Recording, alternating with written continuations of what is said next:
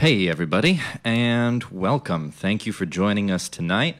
This is our second episode of our monthly web series, From Live to Your Living Room. We're here with a special Halloween 80s night edition of our monthly web series. I'm really happy to be with you tonight. My name is Zach. I'm the Chief Operating Officer of Young Musicians Unite, and I'll be hosting with you this evening.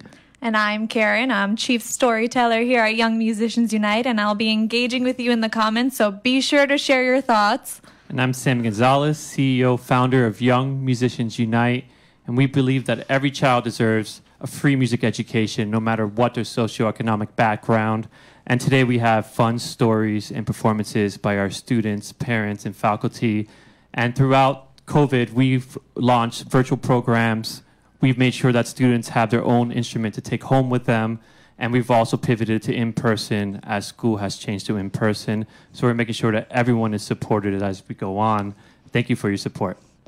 Okay, guys, tonight is 80s night, and we have a really fun night planned for you. We've got student interviews with our students Erwin and Guerwen, and that includes a performance. And we have a band performance by the Jazz Collective and a really cool special surprise performance by our YMU staff and faculty. But before we jump into the show, we'd like to thank our sponsors. So let's start by thanking our presenting sponsor, 1RPM.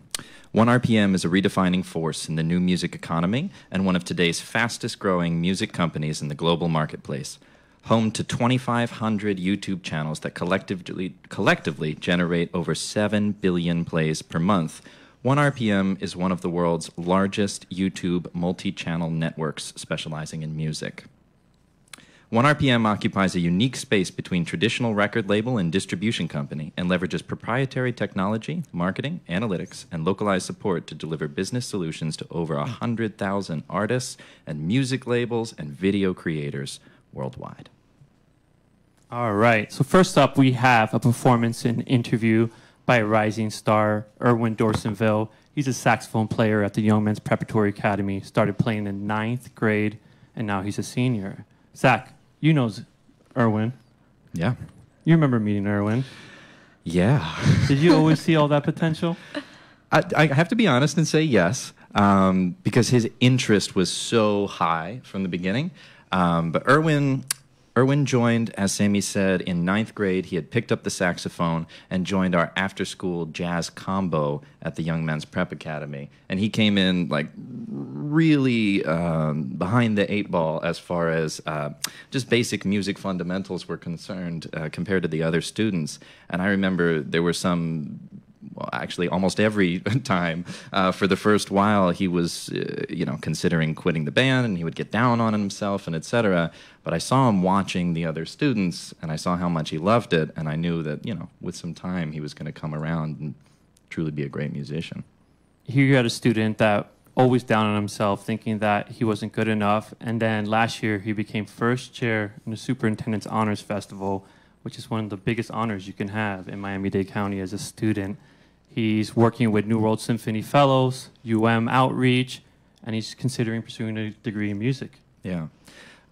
For me, I remember one show in particular that I saw Erwin at. He was playing original music by a mentor of ours, Jean Caz.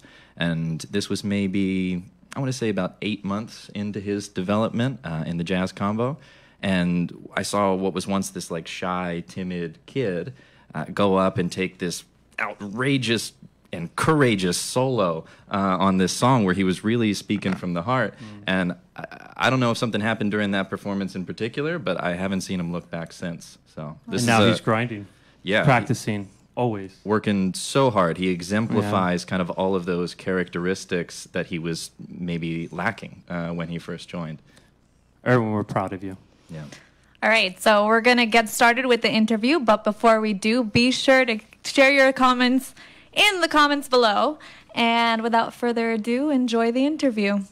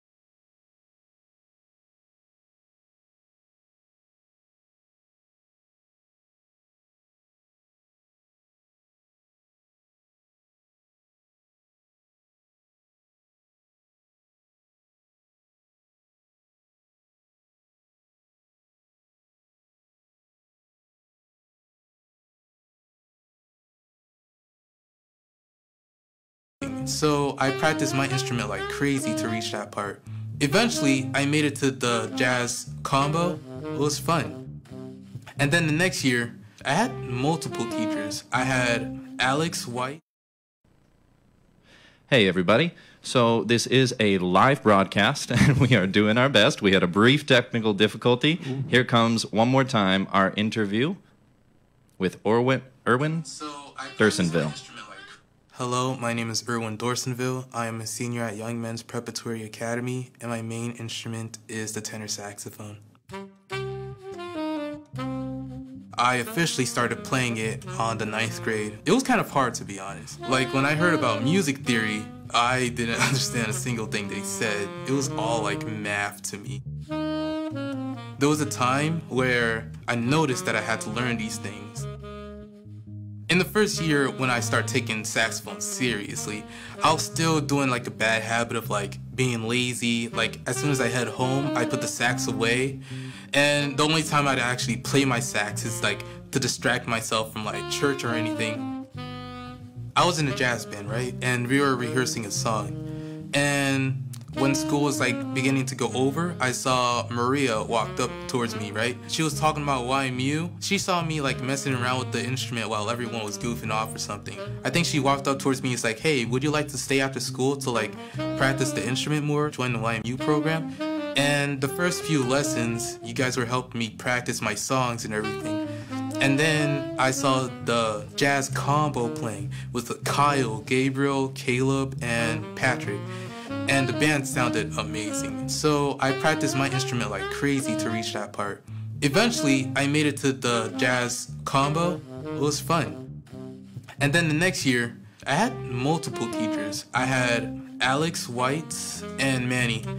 And they both played saxophone, and they played it really well. Alex White taught me to transcribe a lot, you know, just learn as much as you can.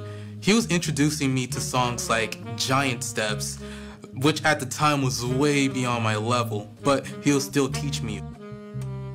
What Manny taught me was saxophone technique, or like how to actually like play the saxophone. What John Cos taught me was, well, he always tried to force the band to like get better and better, giving us harder songs each time. It taught me to push myself even harder. So YMU introduced me to a lot of other programs, like New Deco, Interlocking, the Superintendent, the FBAs. With all of them, it was a nice experience. I've met a lot of other musicians. I auditioned to New Deco this year, and I made it in. Playing with New Deco was just an amazing experience. The other program that YMU introduced me to was the Interlocking program. That one was amazing. When it comes to music in the future, I want to like have my whole life based on music. I want to be a creator. I started researching music colleges and everything. If a person's looking into like learning music, I tell them, once you play that instrument, and if you feel like it's right for you, just keep on playing. YMU is a great program. It helps with connections, you can meet new friends. It's like having a family growing bigger and bigger. It's a really supportive program, so if you're thinking about joining YMU, I think it's a pretty sweet idea.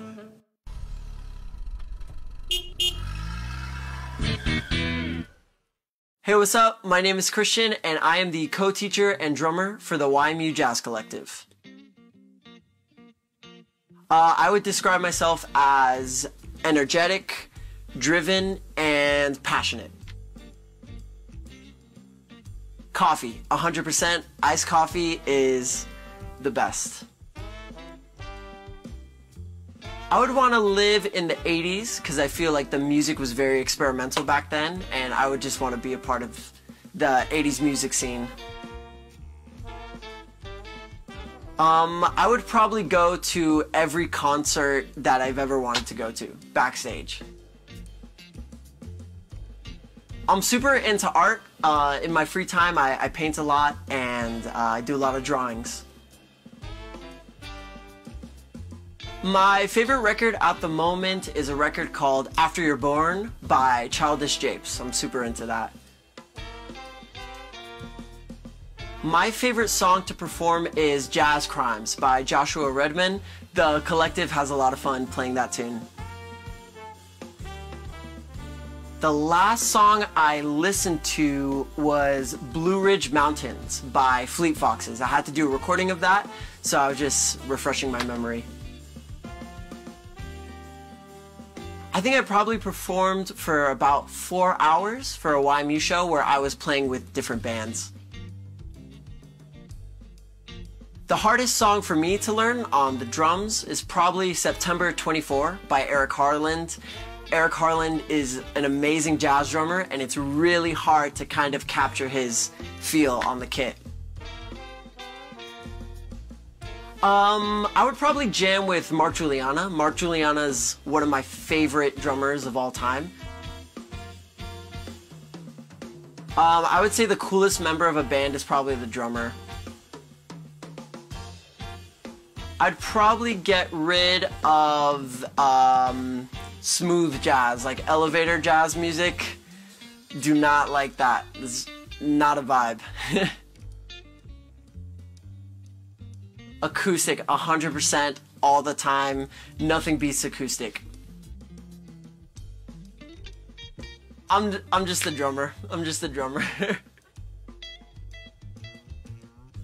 Yes, and Ben Katzman would win. Yes, and the 10 cups of coffee he drinks a day. Yes, 100%. Up next, we have a video of the Jazz Collective covering a song called Red Cat. Hope you enjoy.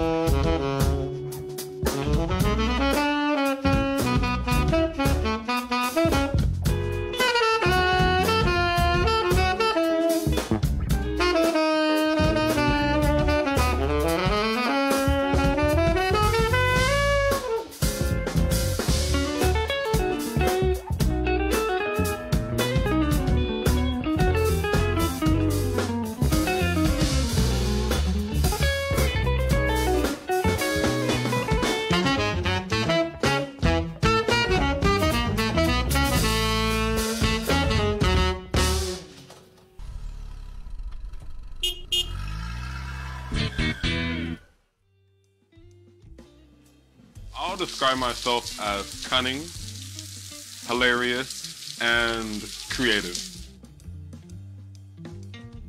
I would choose coffee, to be honest. Tea is good sometimes, but coffee, yeah, that's the thing. And I would live in here, even though it's raining. But you know, I'll live in here because I got used to it already. So why would I move? It's basically video editing and yeah, like making movies and trailers. My favorite record would be The Jazz Crime by Joshua Redman. My favorite song would always be the ABCs before we start the concert, like when we're tuning up and playing. The last song I listened to was Don't Speak No Evil by Speak No Evil by Rain Shorter. The hardest song to learn was the melody to Jazz Crime, because it's like there's so many things happening. You don't know what's going on. It'll be the Sugar Hill Gang and it'll be the orchestra from Count Basie. I really like their bass players. I know I play bass, but I will become the flute because they're like the most chillest thing like to be playing. Obviously the bassist. I mean, who else is cooler than me? I wouldn't really get rid of anything, to be honest. I like all music. Acoustic. It would be breaking down after a gig because it really helps your core and it really helps you get strong, I guess. Yes, I do. I was about to say no, but I do. Now I do. Oh my gosh. That would be so cool. Yes, we should do that one day. It is not only the source of its power. It is the power. No, I think it's really his guitar, you know? Like, his beard is one thing, but the way he plays the guitar, that's on a whole nother level. Next up, you're gonna see your boy talking about his experience with YMU.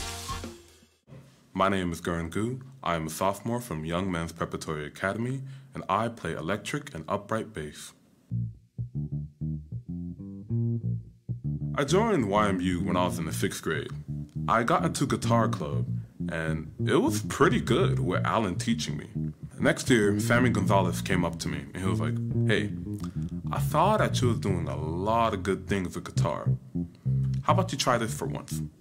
He pulled out the bag, and he had a electric bass. I started to play with the guitar club until I saw the Winwood Jazz Combo, and they were looking for the bass, and that's when my journey began. One day when I was practicing bass, my mother came in and she said, "Why does your guitar only have 4 strings?" And I was like, "Oh, this isn't a guitar, it's a bass." My mom said, "That's really interesting because your grandpa used to play bass and guitar in New Orleans with his band." That really intrigued me. I really thought, wow, this is my family. So this pushed me to use bass guitar even more. YMU gave me a lot of choices when I joined. They had many other basses, the same as me, but more advanced. So I was able to learn from them. I also joined their bands, which was Rock Band and one was Jazz Combo. They really had nice friends there, and I made a lot of companions that I could play with.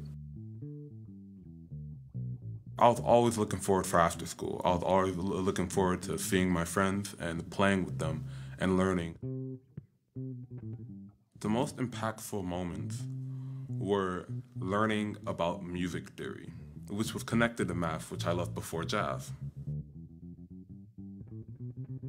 Bass makes me feel so calm, makes me just express myself in like a ton of different ways. Now, I have other friends that also play bass, so I could just call them and be like, hey, you guys want to hang out, you know? Just have our instruments and us just try to create stuff.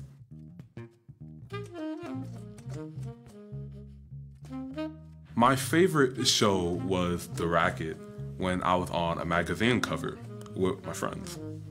When I got up to play, many people who I didn't even know were just holding up their magazines and pointing at me while I was playing my songs. And that really touched my heart. I was like, wow. And that was like the greatest feeling that I ever have.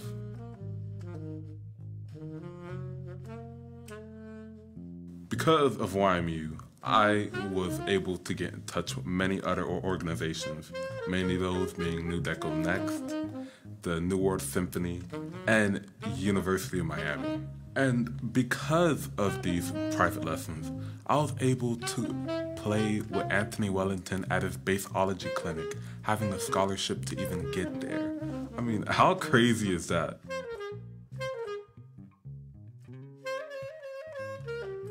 I want to go to college for music, and because of YMU, I'm gonna get there.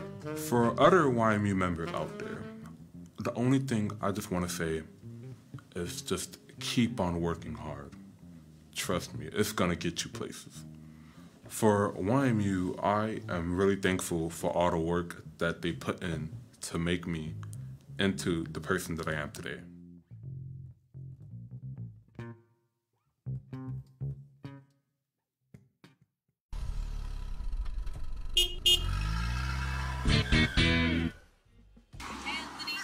Hey, what's up, guys? What's going on? Good, and you guys? Good, good. I'm gonna ask you a few questions. Are you ready? Sure, go ahead. Nice, sentimental, and helpful. Coffee. Early 2000s. If I was visible, go to Europe, I guess. Another thing that I'm also passionate about is helping a lot of people. That's one of the things. I feel like a lot of people don't do that, and it's good to look out for others. My favorite record right now has to be Drake, hip-hop. My favorite song to perform is I Shot the Sheriff by Bob Marley. Roy Hargrove, Strasbourg. 2 hours. The hardest song for me to learn so far has to be Yes or No by Wayne Shorter. Michael Jackson, because I feel that he was a big part of the pop industry in music, and the way that he just performs and the way that he knows his music, it's pretty amazing, and I looked up to him since I was a little kid. Drummer, because I just feel that the drums are like the heart of the music. Without the drums, you know, there wouldn't be no beat, there will be no like rhythm into the song. I will have to say K-pop. I'm not really a fan of K-pop. I feel like you could barely understand what it's saying unless you're from that country or that region, and I don't know, I just don't like it. Acoustic. Yeah, that would be a pretty good event. Yes. Yes. Yes, it is. Hey everyone, coming up next is a performance of Thriller by the YMU faculty. Happy Halloween. Enjoy.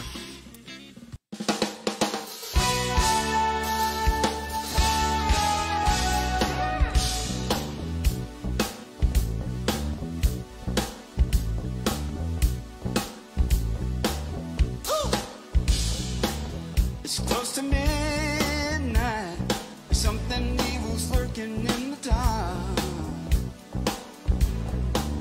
Under the moonlight, you see a sight that almost stops your heart. You try to scream, but terror takes the sound before you make it.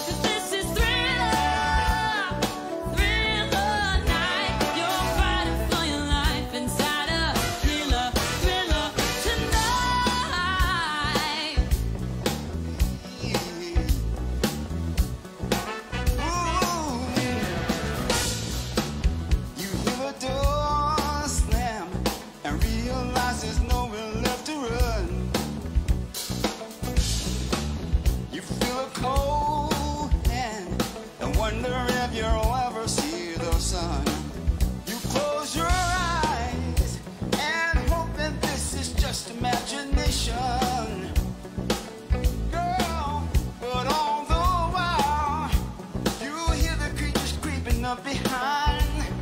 You're out of time.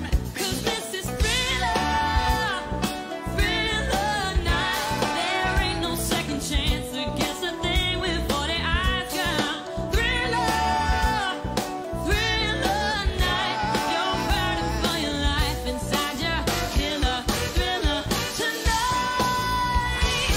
Night creatures crawling, the dead start to walk in their masquerade.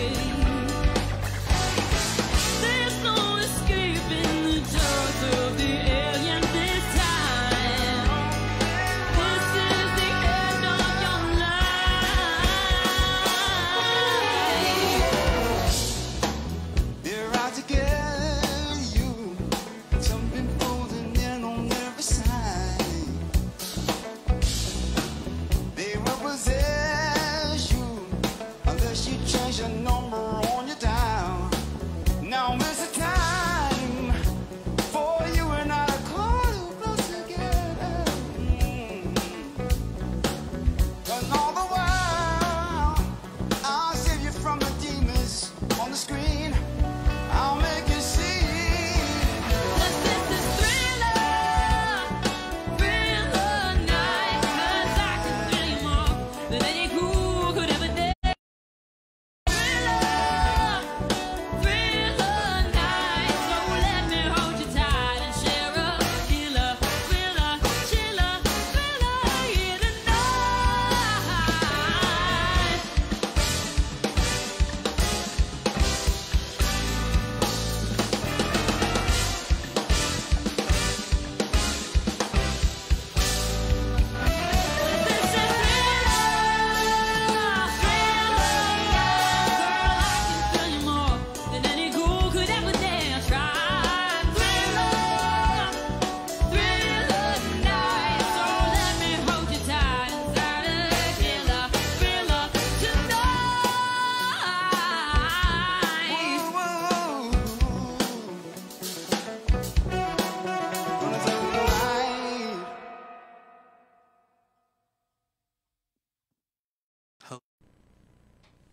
All right, everybody. Welcome back. My name is Zach. I'm Karen. And I'm Sammy. In case you're just joining us, you saw an absolutely ridiculous rendition of Thriller that the YMU faculty over here put together. That was... I think we crushed it. I think we... Good job. Good Yeah, work. we did it, guys. That was... No, to be honest, that was a lot of fun to put together. That was actually I felt a like I was in blast. school again. Yeah. That No, morning. yeah, the morning. Yeah, I showed up early in the morning on the day of the shoot, and I was walking down the hall, and I could hear each individual person practicing their parts outside. It Like, those darn licks. took me back. It's funny. All right, cool. So far in that segment, we've heard from some students. Erwin Dorsainville. What did I just say about his name? Can't say his name. Yeah, Erwin Dorsainville and Guerwen Gue, two of our star students. We also heard the Jazz Collective perform Red Cat by Tom O'Halloran and Troy Roberts. Sure. And then we had that Thriller. Next up, we've got a lot of more interviews, more performances, a great piece with the principal of Carroll City Middle School. Sammy sat down with him about 2 weeks ago to get his take on what's been going on in Miami Gardens. But before that, we're going to thank the rest of our sponsors that are putting this show together with us. All right, so first up, we have Greenberg Traurig. Greenberg Traurig LLP is a global law firm with approximately 2,200 attorneys serving clients from 40 locations in the United States, Latin America, Europe, the Middle East, and Asia. Next up, we have Kobe Karp. Kobe Karp's mission is to deliver soul in architecture and interior design, a tempered fusion of individuality, structure, culture, and environment for projects of enduring beauty, sustainability, resiliency, and zen. And lastly, but not least, we have Wynwood School of Music. Wynwood School of Music provides private lessons, youth bands, and adult ensembles in the heart of Miami's creative district. Their music program nurtures individual achievement and creativity, providing students the opportunity to reach their full musical potentials while developing a lifelong love of the arts. Next up, we have an interview with Maria Zdralea, our programs director. Hello. Hey, Maria, what's going on? Hi. Thanks for joining us today. So before we get started, I'm going to give a little background on Maria, just try to embarrass her a bit. So Maria was born in Romania and is a classical piano player and educator. I believe she started piano around 6 and was distinguished with plenty of awards before she moved to Miami about 7 years ago to study at the New World School of the Arts. To receive a degree in piano performance. So right now, Maria oversees all 25 schools that YMU and Maria are active in. She oversees every program, all the teachers, all the regional directors. So it's a big job, and we're lucky to get to talk to her today. So to begin this, I'm actually going to pitch a question to you, Sammy, which is how you and Maria first met, because you guys go back a ways. When I was 27 years old, I went back to school for music performance at New World School of the Arts, and I got to meet Maria there. She was 18 years old, and she was crushing on piano. And it was a pleasure getting to work with her, seeing her play every day, and to me, she was the best musician in the whole school. When I graduated, we started looking to grow Young Musicians Unite, and we were at 9 schools, and we needed a programs director, someone that could connect the faculty, the students, the principals, everyone together, and to give them a voice. And Maria was the first person I thought about, because I remember her always fighting for us at the school, making sure we had performances, working with the faculty, working with the students, giving us a voice. So it was just a perfect fit. And under Maria in the last 2 years, we've seen YMU grow from 9 to 25 schools. So thank you. And it's a pleasure having you here with us today. Thank you for having me. Awesome. So I know you were born in Eastern Europe. You started playing at 6 years old. What did mentors, how did they have an impact on your life growing up over there? Mentors had a huge impact on my life from the beginning, I think from a young age. Started with my piano and my music teachers. And then the artists that I looked up to, I used to always go talk to them after concerts, kind of, try to steal some tricks from them. And I always admired them for their artistry, but now looking back, I realized that what really stuck with me from them was, who they were in society, their integrity and their willingness to help younger artists and to give back to their communities. So, mentors have been influential, super influential in my life so far.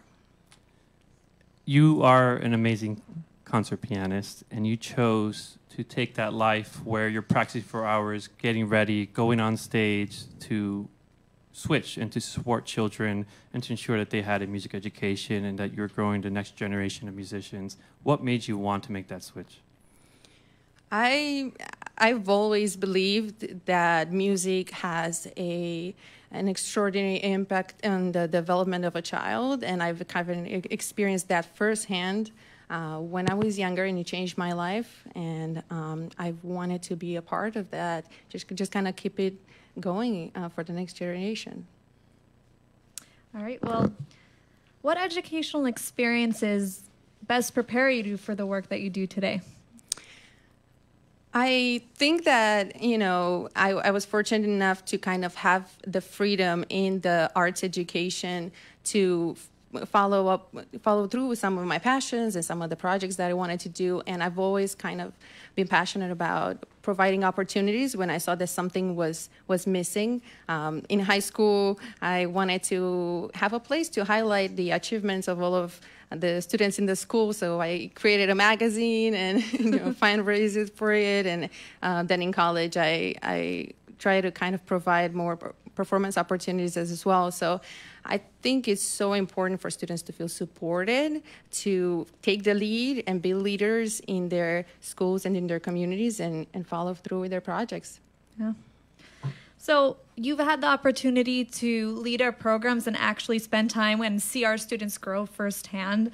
So can you talk about the impacts you have seen specifically on our students, or if there's any story or student in particular that stands out?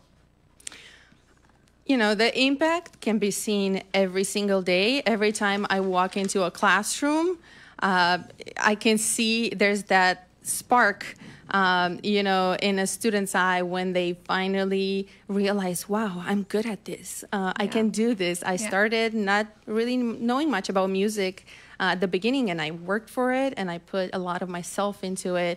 And now this is something that I've accomplished on my own. So I feel like that's a huge thing for a child to realize. And last year we had a few of our students do an interlock-on audition, and it was very interesting to see the more advanced ones together with the younger ones, prepare for the audition, show up ready to go with their instrument to show what they can do. So it was very inspiring to experience that. Oh.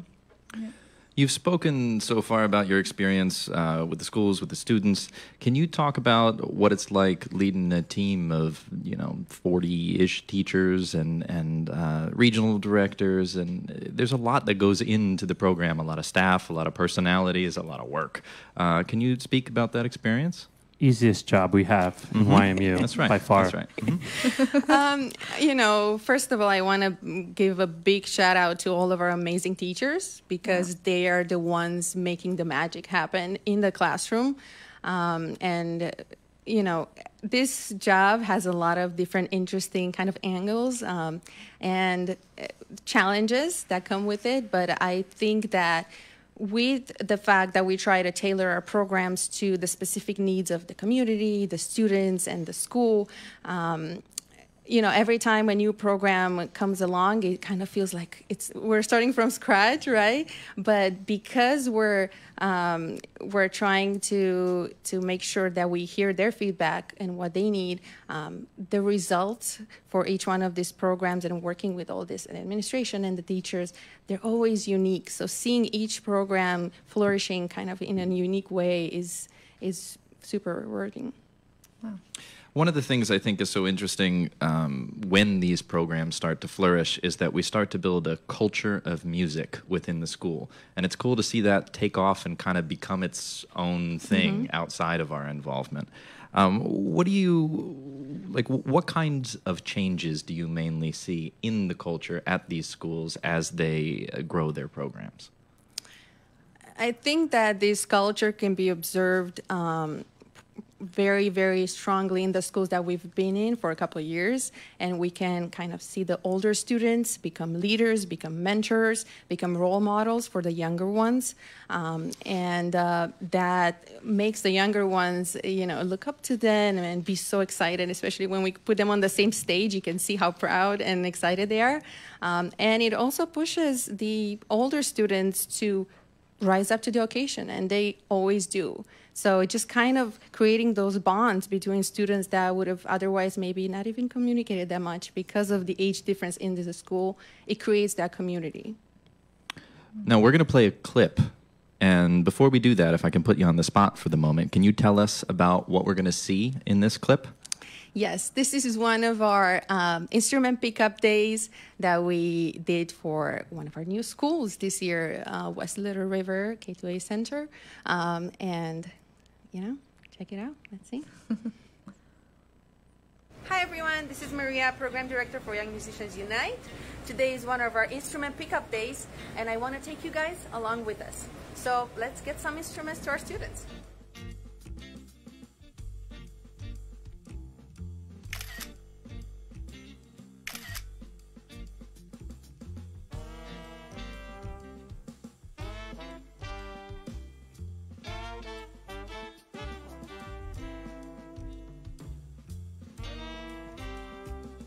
Here at West Little River K2A Center, and I think we're set up. It stopped raining, so we're set up to start receiving students. Say hi. Hi guys.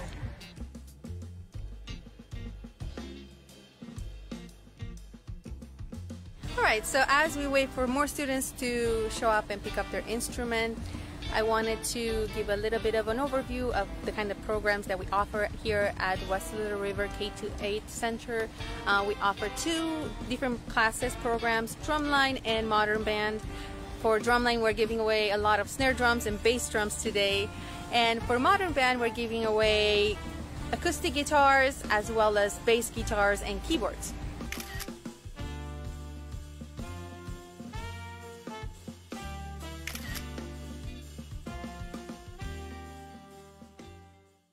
Hi everyone, this is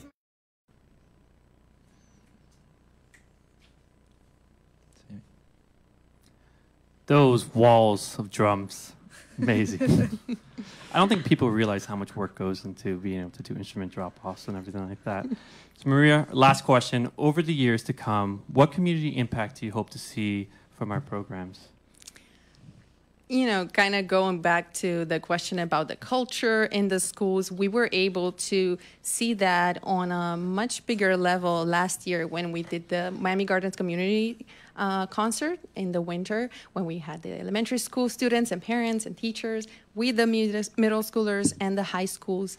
And seeing that, all of that come together, I think that's my vision for the next few years, to just for our programs to kind of provide this space for full communities to come together, you know, kind of united by their children's love for music and just supporting their accomplishments and their hard work. Awesome. Thank you so much for being with us tonight. And everyone, we have a new membership platform up, ymu.life/member. You can go over there and you can support a child, buy an instrument, buy a trumpet. You can do monthly, yearly donations. Please become a member, make a pledge. We're trying to reach 2,500 members in the next 12 months. Thank you. So next up, we're going to roll another segment for you guys. This one starts with an interview of a YMU parent, Monika Henao.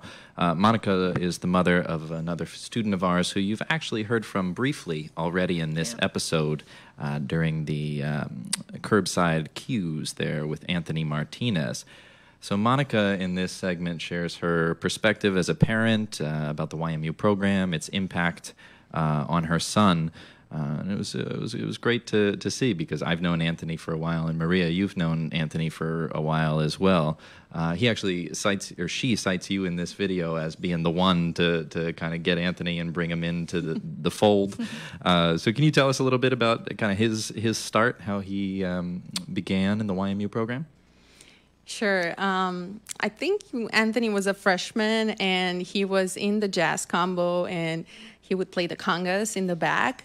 And then whenever we had a few minutes of a break, he would take his sticks and just kind of like drum everywhere on tables, on the actual drum set.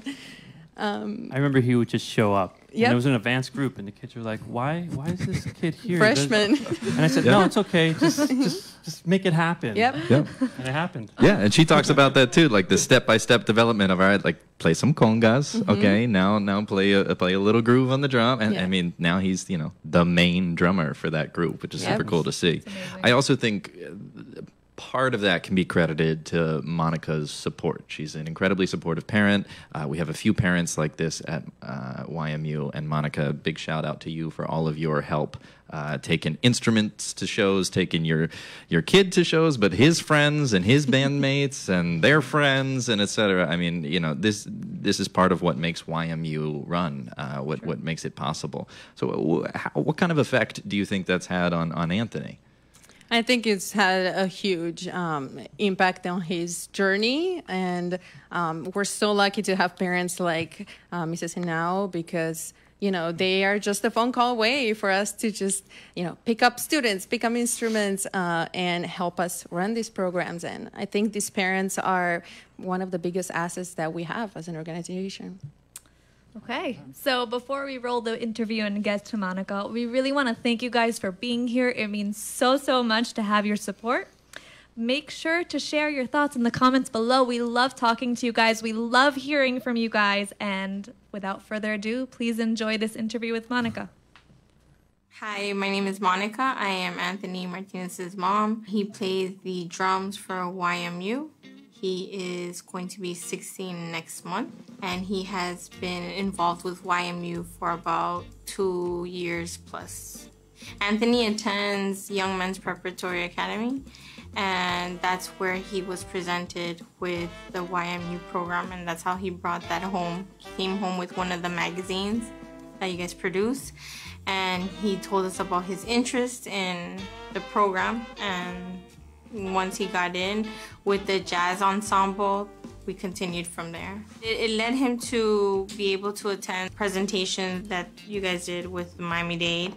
Also with the Citadel, there were also presentations there that he participated. I think YMU has definitely made him, I think, to see that there is a lot that he can do with the music.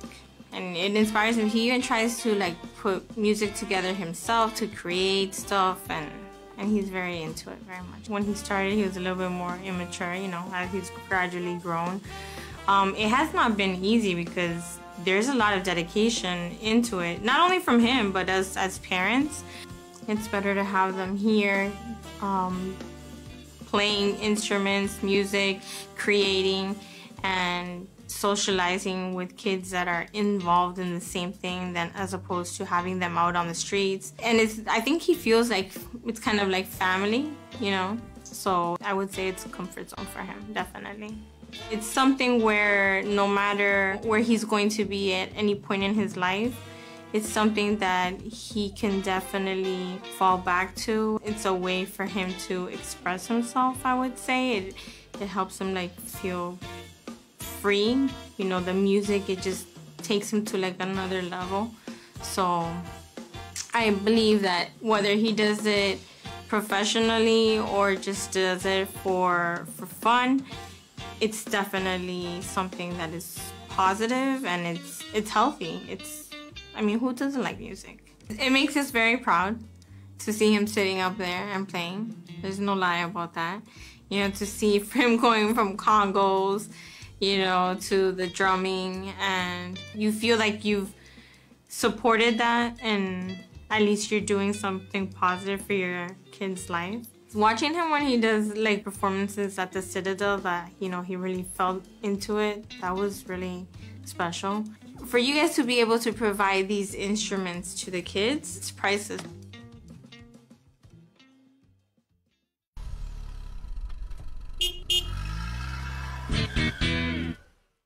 What's up? I'm Cooper. I'm the lead singer of Avalanche. Fantastic, outgoing, and goofy. Tea, green tea. The 70s.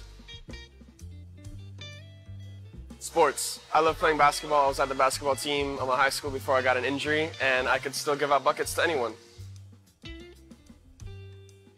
Kids See Ghosts by Kanye West and Kid Cudi. Igor by Tyler, the Creator. And Nevermind by Nirvana. Oh, or Dark Side of the Moon by Pink Floyd. Probably Are You Mine. I played Are You Mine in the Rock Ensemble, and I'm playing it this year in Avalanche, and it's just a lot of fun. The last song I listened to was Arms Tonight by Mother Mother by like 5 minutes ago. The longest I've performed for, I think, was 2 hours at a bar mitzvah. I might say Ain't No Rest for the Wicked, because it takes a lot of lung capacity, and I think I breathe like 4 times in that song. I would want to jam with either Jack White or Kurt Cobain. I would probably be the bassoon, because nobody plays the bassoon. Who's the coolest member of a band? I can easily and very confidently say the lead singer. Country music. Country music. Electric if I'm trying to jam out, acoustic if I'm trying to touch some heartstrings. I would rather restring instruments than break down because it's just easier. I do know how to wrap a cable. I was taught because I was teased for it, but I do know how to wrap a cable now. I think you should host a crowd surfing Olympic, and I think I would easily land podium. I don't know, Mauricio, he's pretty good, but I think I would land podium.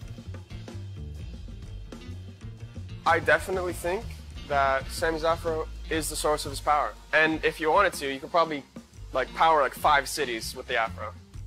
And up next, Ain't No Rest for the Wicked by Avalanche.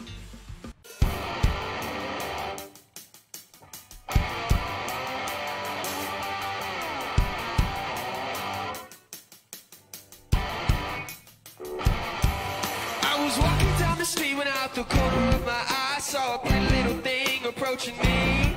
She said, I've never seen a man who looks so all alone. Could you use a little company? If you pay the right price, your evening will be nice, but you can go and send me on my way. I said, you're such a sweet old thing, why you do this to yourself? She looked at me, and this is what she said. Oh, there ain't no rest for the wicked. Money don't grow on trees. I got bills to pay, I got mouths to feed. There ain't nothing in this world for free. You know I can't slow down, I can't hold back. Oh, you know I wish I could. 'Cause there ain't no rest for the wicked until we close our eyes for good. Not even 15 minutes later, I was walking down the street. I saw a shadow of a man creep out of sight. Swept up from behind, he put a gun up to my head. He made it clear he wasn't looking for a fight. He said, give me all you got, I want your money, not your life. But if you try to make a move, I won't think twice. I said, you can have my cash, but first you know I gotta ask, what makes you wanna live this kind of life? You know there ain't no rest for the wicked. Money don't grow on trees. I got bills to pay, I got mouths to feed. There ain't nothing in this world for free. No, I can't slow down, I can't hold back. Oh, you know I wish I could. You know there ain't no rest for the wicked till we close our eyes for good.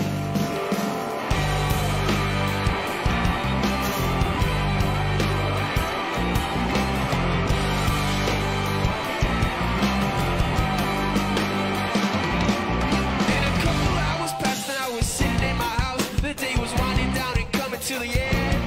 And so I flipped on the TV, I flipped it over to the news. And what I saw, I almost couldn't comprehend. I saw a preacher man in cuffs, he'd taking money from a church. He'd stake his bank account with righteous dollar bills. And even though I can't sing much because I know we're all the same, we all seek to satisfy those thrills. You know there ain't no rest for the wicked. Money don't grow on trees. I got bills to pay, I got mouths to feed. There ain't nothing in this world for free. You know I can't slow down, I can't hold back. Oh, you know I wish I could. You know there ain't no rest for the wicked until we close our eyes.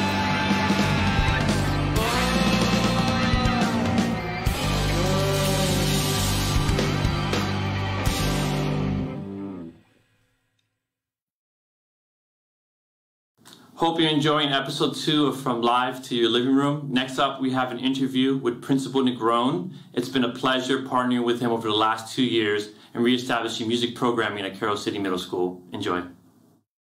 My name is Sammy Gonzalez, CEO of Young Musicians Unite, and we're here with a special guest, Principal Negron of Carroll City Middle School. Welcome. Thank you for having me. Amazing to have you here. It's been a long, long journey, and it's beautiful to be able to sit with you right now. Thank you. I know that you're an amazing leader, and you are the principal of Carroll City Middle School, but a lot of people don't know that you grew up in Miami Gardens. How does it feel like to represent a community that you grew up in? I think one of the big things for me, you mentioned being a leader, is the ability to be able to serve. And when you grow up in a town, specifically Miami Gardens, and you have the opportunity to serve in that community, there's no greater reward. Now that you are a leader in your community, what's your hopes for the children, for the community? What are you trying to change and bring to the community of Miami Gardens?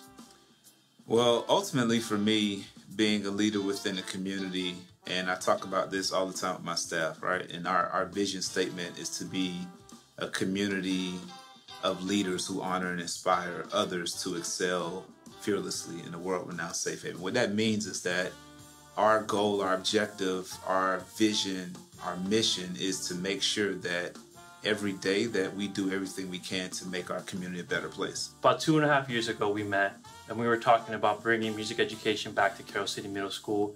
A lot of people don't know that you had an award-winning program at your school. You personally were not there, right. But in 2008, the school was getting straight superiors every single year. Everyone knew about the band program. It was a really big deal. So we dreamt together about winning this grant called the Miami Gardens Music Alliance, which back then was just music access. And we got together, we met each other, we applied for the grant, we won the grant, and then we were able to bring music back to Carroll City Middle School. And not only that, We're now part of the Miami Gardens Music Alliance, which is all 12 schools in Miami Gardens. Right. So why did you want to work with Young Musicians Unite back then when we were talking about the idea of bringing music back to your schools? I remember being in my office one day and I got a call from one of our district personnel, and he said, "Hey, I got this guy I want you to meet, and I think he's going to be cool. I think you guys are going to hit it off, and he is really good with music. I want him to come out and meet you." And, you know, I was like, well, sure, why not? I'll schedule some time, we'll meet and go from there. I remember you walking through the door and, you know, you have those moments where you know that from the beginning that what you're about to enter into is going to be something good, right? And I think it's something that I definitely remember for sure, but more importantly, it set the tone for where we are, I believe, this day. And it's likewise, we say the same thing on our team, on our end, how refreshing it was to work with you in your school and how eager you and your administration was about bringing music back. And it was just such a great and healthy relationship, and it showed. Right. And now we're able to do the same thing across Miami Gardens for every single child. Now that Young Musicians Unite has been in your school for 1 year, what impacts have you seen on the children, the changes when it comes to anything from their grades to their conduct to them performing and creating a culture within the school and student buy-in? Impact that Young Musicians Unite has had in our building is remarkable. And as I first looked at the data, I was thinking to myself, this can't be right.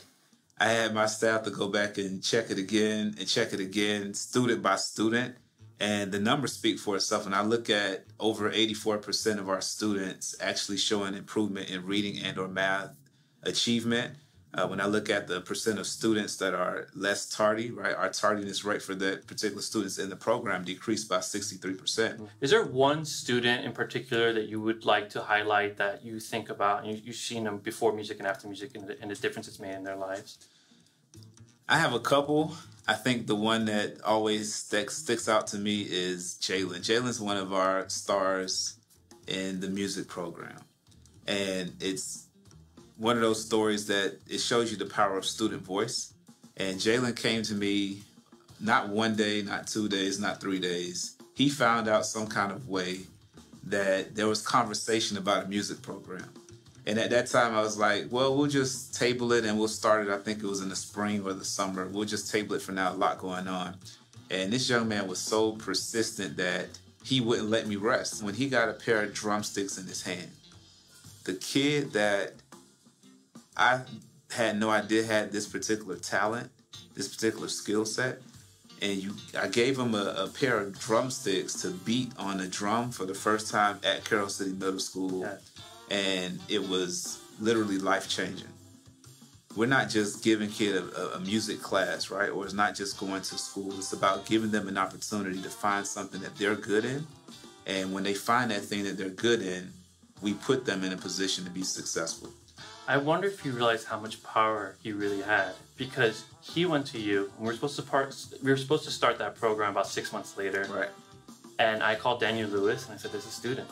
And they're begging for music now. And now there's a bunch of parents begging for music. Right. And he granted us to be able to start earlier just because of that. So you had one student who spread that fire to the other students, and it forced us to start the program early. So you never know. Right. So it really shows student voice, student choice, and how you empower your students in your school, and you truly give them a platform to be able to rise above. Right. So now we're in year 2 of our partnership. And we have something called the Miami Gardens Music Alliance. So it's not just us anymore. It's 6 other nonprofits all working together to provide music education. But what's your vision for Carroll City Middle School when it comes to music? Our vision is to be a community, all right? We want to establish a sense of community in everything that we do. And we know as the middle school, we're kind of like the middle child, right? Everything can funnel through us or everything cannot funnel through us in terms of high school opportunities, building relationships with our feeder elementary schools. So being right there in the middle gives us an opportunity to extend relationships. And again, having that opportunity where there's not a break-in service, if you will, or break-in opportunity, we can look forward to students to continue that so that they have that opportunity. And it could be the scholarship to college. It could be like yourself to be an entrepreneur, right? To have their own music school. Those are the opportunities that we are looking to create. I feel very strongly about students in middle school. It's the opportunity for a child to develop and to become the person that they want to be, and then to be able to have those opportunities in high school and to continue that is very, very important. The most amazing thing is when you hosted at your school a winter concert, and we had your school, 3 elementaries and the high school, and they all came together and they played side by side together and they put on a music performance. And that was just a glimpse of what is to come, that community engagement, the parents showing up to see their children, the elementary parents seeing Carroll City Middle School, meeting you, realizing that there's a path forward, that they can learn music in the middle school and then they can go to the high school. And there is a college opportunity, there is scholarship opportunity and a path forward. Correct. Yeah. Again, that night, and that was, I believe, in December, and it was, again, one of those moments that I just won't forget. It was symbolic of exactly this community approach. All right, how do we bring in families that live, you know, down the street, around the corner, they're in the same zip code that don't know each other? How do we bring all of those people together for a common cause? That's good, right? And that's what we did. So as we finish off this interview, I just want to say thank you so much for being here. But besides that, what advice do you give to other principals and leaders in the community? My advice, if I could, is very simple. It's be willing to serve. Find out exactly where you can make the most impact. And you don't have to really look very far when we're talking about kids. All right? They all deserve the same thing. And particularly in communities where students may not have the same access, it's our job to find the resources, right? To be their voice, to fight for them, to give them an opportunity to do something that will change the trajectory of their lives. Hi, my name is Monika. I am Anthony Martinez's mom.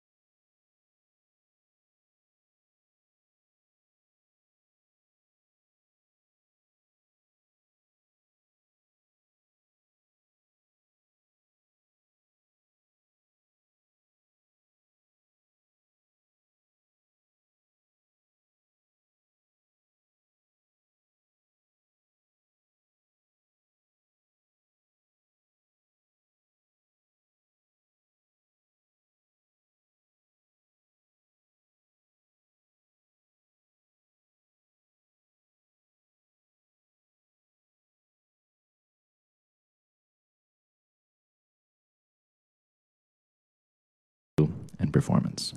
And Jake will be performing Asturias, also known as Leyenda, written by Spanish composer Isaac Albeniz. This is one of the most famous classical guitar pieces in the world. Enjoy. No pressure. Hey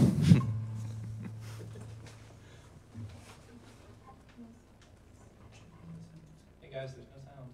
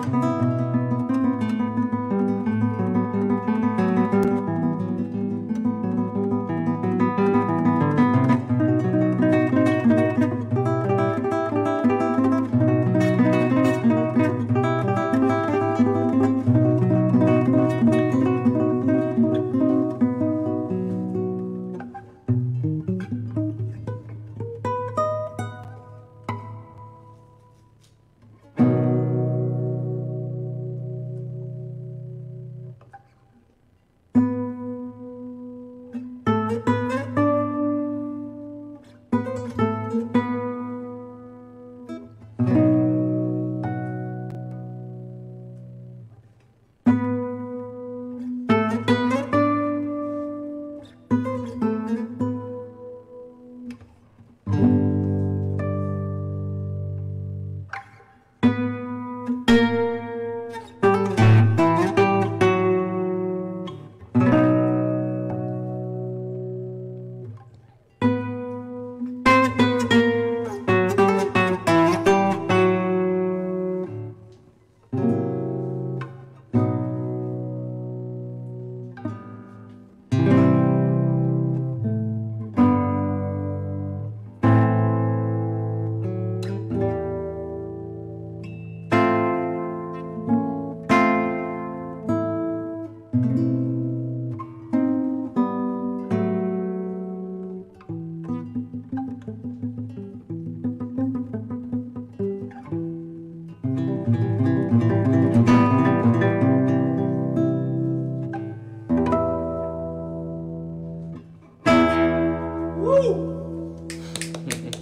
man.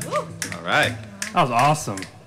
Hey, so if you guys are just joining us, welcome to a special spooky Halloween edition of From Live to Your Living Room. And there's something spooky going on with our technical situation right now. And so you may not have heard us for a few minutes. So let me reintroduce. This is a YMU student ambassador and a member of Avalanche, who you saw performing Ain't No Rest for the Wicked earlier. This is Jake Aleman. Jake, welcome. And Sammy, maybe you can tell us a little bit about the piece that Jake just played. Of course. Jake just played Asturias, also known as Leyenda by Isaac Albeni's beautiful piece, and you crushed it. So thank you. I'm proud of you. You know, I've been teaching you, Jake, since you were 7 years old. So it's amazing to see you play at such a high level, and it's also amazing to know that you're a senior, and I'm going to miss you. We went to the same school, North Beach Elementary. We studied with the same teacher, Miss Medic, my first teacher, technically your first music teacher. What got you involved in Young Musicians Unite? Well, in 8th grade, I wanted to be in a rock band, so Sammy put me in Ripcord for 4 years, and then this year I'm in Avalanche. Awesome. You had a good time playing with Avalanche and Ripcord over the years? Of course, yes. Good experiences. You've spent a lot of time fundraising, doing side shows, and mentoring. You want to share an experience or an impact you've had from YMU? Yes. Well, first of all, it's helped me a lot with teaching other kids guitar, and it's taught me to be patient, especially. Where have you mentored in the past? Jose de Diego and Beacon Preparatory Academy. Beacon College Prep. Yeah, awesome. Great school. Yeah. And what message would you give to somebody who doesn't know anything about our organization, Young Musicians Unite? Well, if they were thinking of joining a band, I would definitely recommend it because the performances are super fun to do, and it's just an overall great experience. Awesome. I know you spent a lot of time playing music. You've been playing for 11 years now, right? So what does music mean to you personally? How has it helped you in your life growing up? Well, it's always been more than a hobby. It's always been fun to do, and I've always loved performing ever since I was little. And man, I don't know what to say. It's an amazing experience playing music. Jake, I don't even know if you know that we did this, but we put together a little montage of some performance videos, some photos, and etc., starting way back when you started in YMU. So right now we're going to play a little bit of that clip, and then we'll let it play while we go back to your interview. So check this out.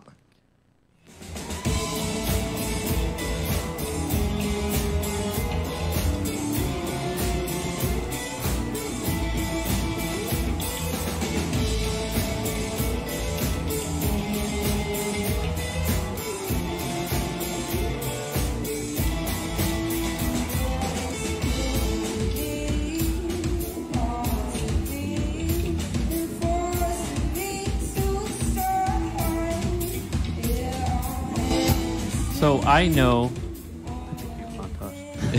That's awesome. They look so young. Wow. Yeah, some of these photos are crazy. Oh my God. I know that right now you're auditioning for college and you're doing your resumes. How has YMU and music helped you on your path and your trajectory of where you're going right now?